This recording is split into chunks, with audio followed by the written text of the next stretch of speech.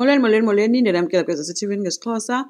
Iyaqhubeka ke i-meeting unjengaye usaxelela kabantu uba ucela baqhubeke bamamkele kuNomfundo njengomntu ozoba yinkosikazi yakhe yesibini. Ukwenza uThekwise le nto yosisithembu uyenza kuba upanisha umama na, and if kunjalo yena engukwenza akasiboni isidingo sokupanisha umntu ngento wayenza 20 years ago. Unjengaye uphendule ngelithi onengxaki nale nto umnyango nankuya uvuliwe angaphuma. Novusi ke uthe kuyacela ke kuyisa into yoba kammamele ukwenza le nto ayithethayo. Unjengayo bajonge nje kuNomfundo wangwena naye sithi akacingi uba lixesha le-right eli ngoba kusaziliwe apha. Unjengaye uthe eli lilo okanye ixesha le-right sendisithathile isinqumo sam mna ngayo yonke le nto. Baphakama ke abantwana ke babashiya kanjalo. Kwashiyeka ke abazali ke beshiyeka noThemba ke ngoba uThemba noba awunqena ukubalandela kuba kaloku yonke le nto ingomama wakhe.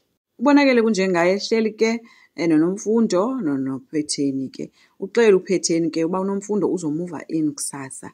Esithi uyathemba kuba laa kamera bemcela uba ayilungise umlungiselele. Esithi ke Nomfundo nawe kusasa uyamuva in. So uyabaxelela akho mntu amcelayo. Uthetha nje le nto ethi waphakama ugqiba wakho wabashiya kanjalo. Bashiyeke behleli ke bejongene bengazi uba mabathini bobayi-two. Abantwana bona kwelinye icala bangenisa i-meeting yabo bakwaKwenzo. Uwenzeni uthi yena uba kuzoba nje kuwabo kubi and yena uzovele emke phaa uzohlala nangokwenza kwenza ukuthi hayi kuvuliwe ungeze uzohlala nami xa ufuna. Uvusi ke uthi uya-understand uba uyise unomsindo kodwa angathi amhlaze kanje unina pho. Wenzeni ufuna ukwazi ke into yoba kanti yintoni le yenziwe ngunina noQaphelani eyenza uba utata wabo acaphuke kangako. Ukwenza uthe ke hayi zindaba zakudala ezo zinto nje ezadlulayo. Uthi omnye izinto zakudala ezingenza kude kube nje. Ugcina uthe yena ayikho into abangayenza ngayo yonke le nto. Kuyacaca mos uba aba bantu aba bayathandana and ke isithembu akasibonisi into embi xa bengabantu abathandanayo and into esisithethe nesiko. Ukwenza uthi noko umama wakhe akayideserve le nto.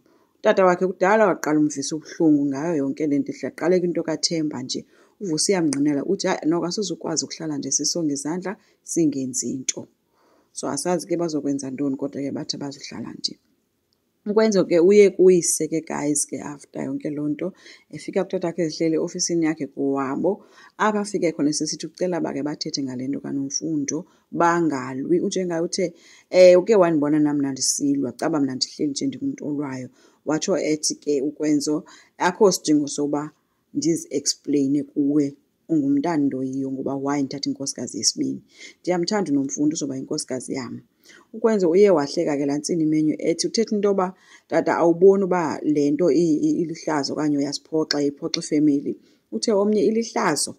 Uthe esagqiba utsho kunjengaye kwangena uPhakamani etshovana ke noMkhize ke esithi makamyeke. Ufike selexela unjengaye uba umhlaba wakwaDlamini ayingowakho wedwa.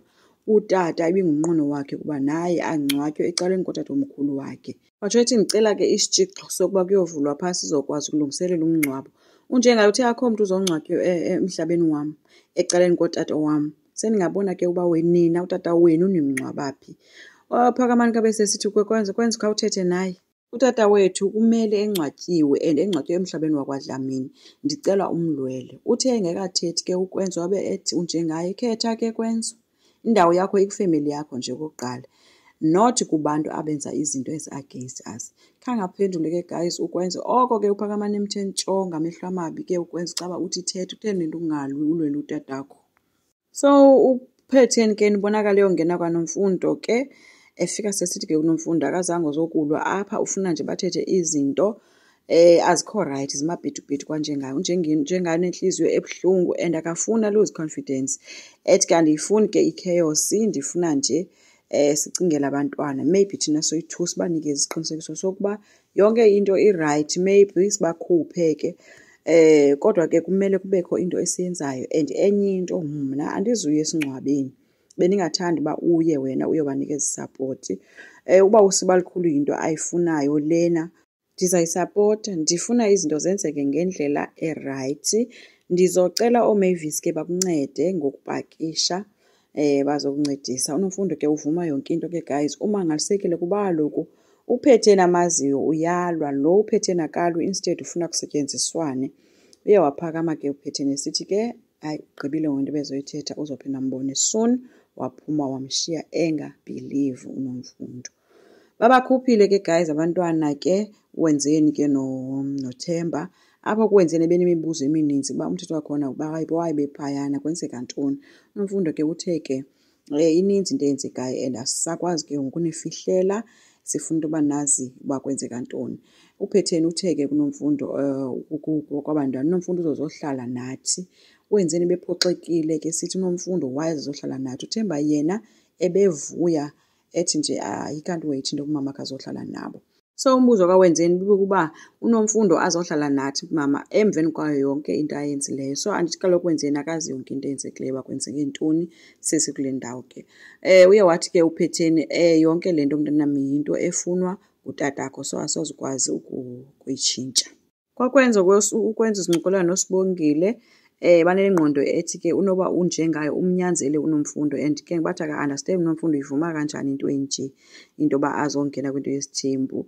Bathi besazincokolela ke guys kwatsho iNock kanti nguPhakamani ongenise sithi ucela into yoba amxelele ke ukwenza into ubuthethile nonjengayo. Ukwenza uthe yena akayifuni into ethethisayo and yena ukhathele and akanawo umdla wayo yonke le nto.